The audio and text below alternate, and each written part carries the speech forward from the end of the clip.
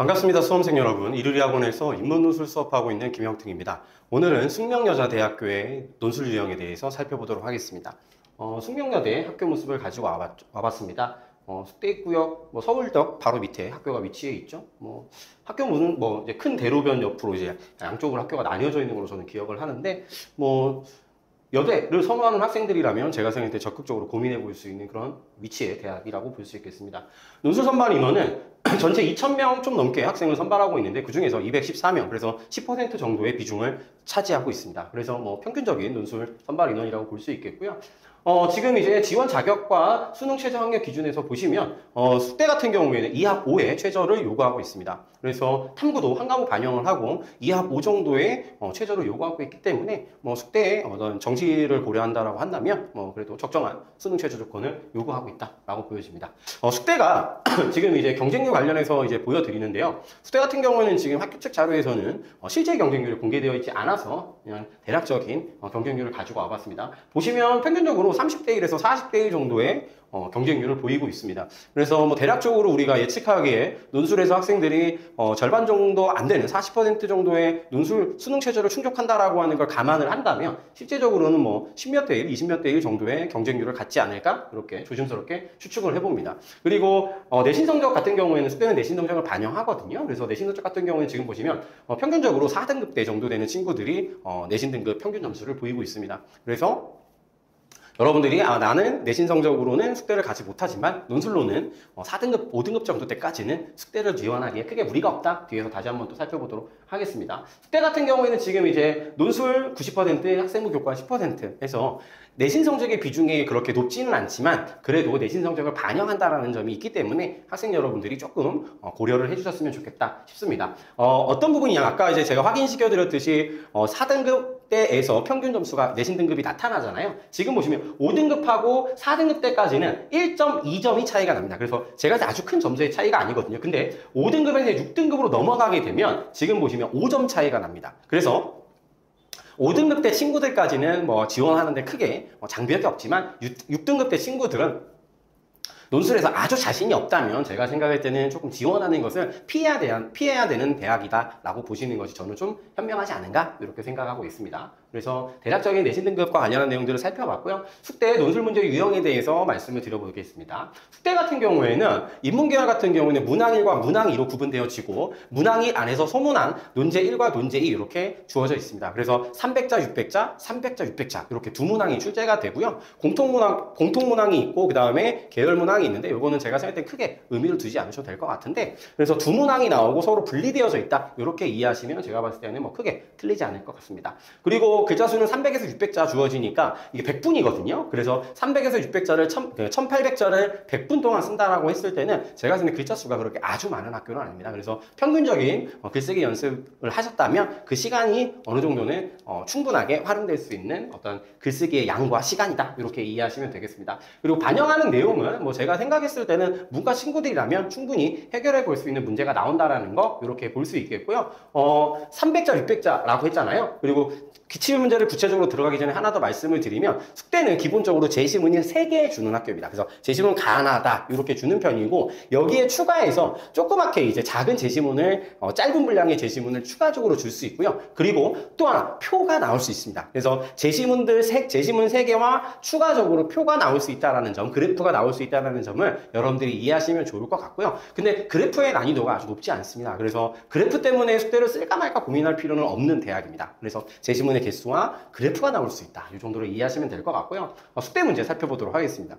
숙대 같은 경우에는 저는 개인적으로 숙대 문제를 상당히 학생들에게 많이 풀어보게 하는 편입니다. 왜냐하면 숙대는 논술 문제 자체가 상당히 논술의 기본 개념과 잘 연결되는 논술 문제가 출제됩니다. 그래서 학생들이 글쓰기 연습을 하거나 기본적으로 논술에 대해서 기본적인 토대를 형성해 나가는 데는 저는 숙대 문제가 상당히 좋은 학교라고 생각하는 편이거든요. 그리고 저는 옛날 숙대 문제, 옛날에는 숙대가 천자 2문제가 나왔었는데 2시간 동안 그런 문제들을 좀 많이 활용을 해서 학생들이 논제 분석 연습을 할 수 있도록 조금 이제 사용하고 있습니다. 그래서 논술에 대해서 조금 이제 내가 추가적으로 연습을 해보고 싶다 그런 친구들이라면 숙대 문제를 풀어보는 걸 좀 이제 추천을 드리기도 하거든요. 그래서 일반적인 논술의 원칙들을 정확히 정확하게 적용하면 학교가 원하는 답안을 쓰는 데 크게 문제가 없다. 이 부분을 먼저 소개를 드리고 가보도록 하겠습니다.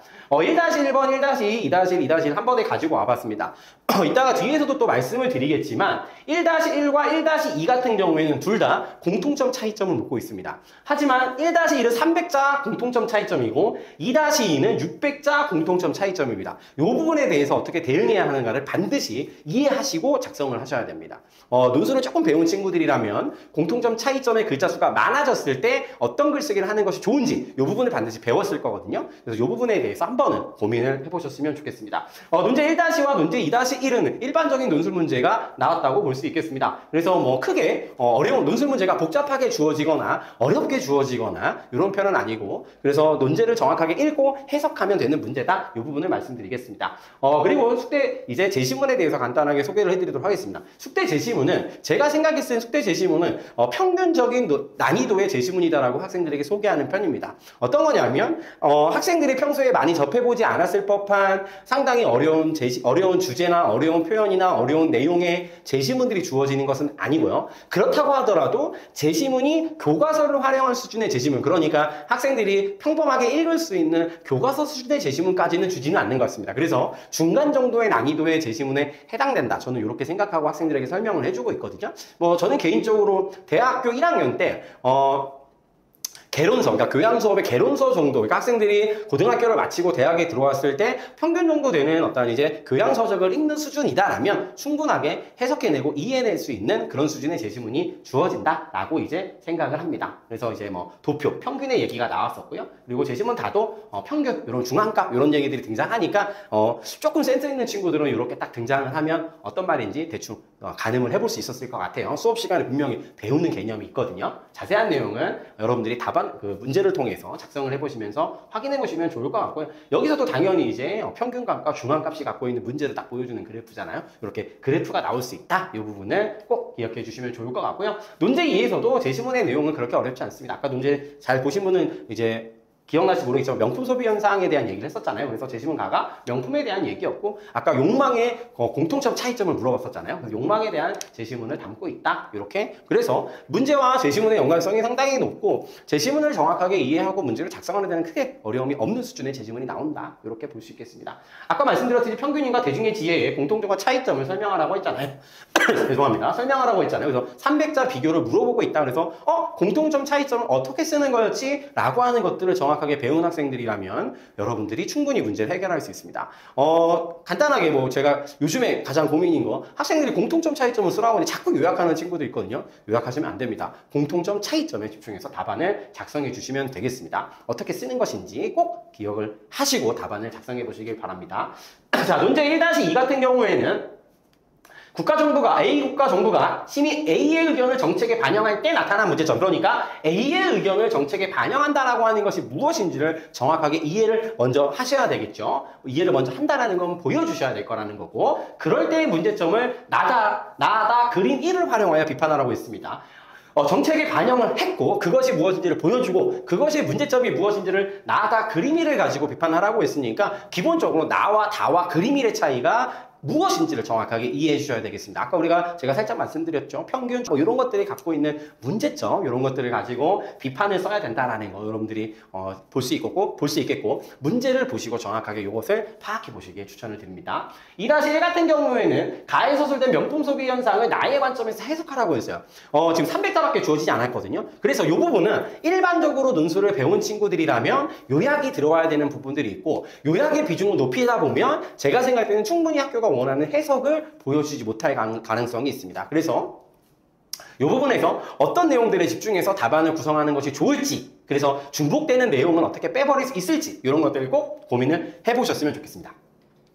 그리고 2-2는 아까도 말씀을 드렸듯이 1-1의 공통점 차이점, 2-2의 공통점 차이점은 문제의 서술된 방식은 동일하지만 논제가 요구하는 답안의 내용이나 구성은 다를 거거든요. 이 차이가 왜 발생하는지를 반드시 여러분들이 정리하시고 답안을 작성하는 연습을 해보셨으면 좋겠습니다. 논술을 조금 배운 친구라면 제가 생각할 땐 충분히 그 팁을, 포인트를 이해하고 있을 거거든요. 그 부분을 꼭 정리하시고 답안을 작성해 보시면 좋겠습니다. 아까도 말씀을 드렸듯이 숙대 같은 경우에는 고정된 답안, 논제가 문제가 출제되지 않는다. 그리고 제시문의 난이도가 평균 정도 난이도다. 그러면 어느 정도 일정 수준의 독해력을 향상시키기 위한 수업이 필요하실 거고, 논제 같은 경우에도 내가 이 논제를 정확하게 이해하고 있는지 아닌지를 구체적으로 확인해 볼 수 있는 수업이 필요하겠죠. 그래서 선생님의 디테일한 어떤 이제 지도를 받을 수 있는 수업이 좀 더 숙제를 준비하는 데는 좋지 않을까? 이런 생각을 개인적으로 좀 가지고 있습니다. 그래서 학생 여러분들이 각자 자신에게 필요한 수업을 잘 선택하고 충분하게 준비를 해볼 수 있었으면 좋겠습니다. 숙제 같은 경우에는 제 기억으로 수능이 있는 그 주 주말에 시험을 보고 있거든요. 그래서 수능 이전에 충분히 논술을 준비를 해주시고, 그 다음에 수능을 보고 난 다음에는 최저를 충족했다면 금요일 혹은 토요일 날 여러분들이 정확하게 숙제 논술에 대해 논술 문제에 대해서 정확하게 정리를 하고 시험장에 가시는 걸 좀 추천을 드리겠습니다. 그래서 지금부터 차분하게 좀 더 준비를 잘 해주시고 여러분들에게 좋은 결과 있을 수 있도록 여러분들이 좋은 수업을 선택하고 좋은 준비 과정을 거쳐가시길 부탁드리겠습니다. 그럼 오늘 영상은 여기에서 마무리해 보도록 하겠습니다. 감사합니다.